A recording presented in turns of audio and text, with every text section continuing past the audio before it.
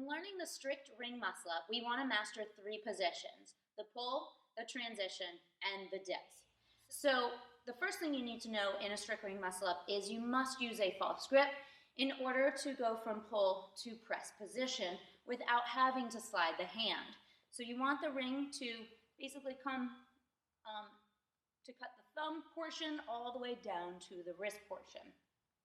You also want to think of yourself as being tall or kind of moving up in a straight line, because what is the fastest way from point A to B?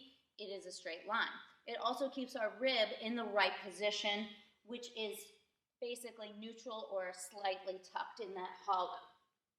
Here is the first position that we're going to master. We're going to master the pull. You'll notice that my eyesight is forward, my rib is in the neutral position. Once we master the pull, we go to the transition, keeping the rings in nice and close. You'll see my rib pulling down just slightly into a little more of a hollow that will allow my elbows to be in a pressing position. After we master that transition, then we need the strength to dip out into the top of the support. Obviously, this takes a ton of strength, mobility, and conditioning. So be patient while learning this skill, and also make sure you master the strict before you work on kipping.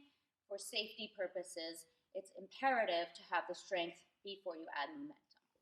A key component to getting your muscle up is having the ability to get the shoulder fully opened up. You'll see a lot of individuals with tightness in their shoulder. As they go to muscle up, they have to start with a bent elbow because they can't fully open up the shoulder. This is the test we're going to use to determine if you need to work on shoulder flexibility in order to help your muscle up positioning. So Pamela's sitting with her legs crossed, back flush against a rig or a wall, with her hands slightly wider than shoulder width and her palms upright. We're going palms upright because when we go to the false grip in a strict muscle up, the arm is going to be a little externally rotated, so this helps to emphasize that. This is a really tough mobility test to be able to keep back flat and fully open the shoulder up there, and a lot of people are going to fail.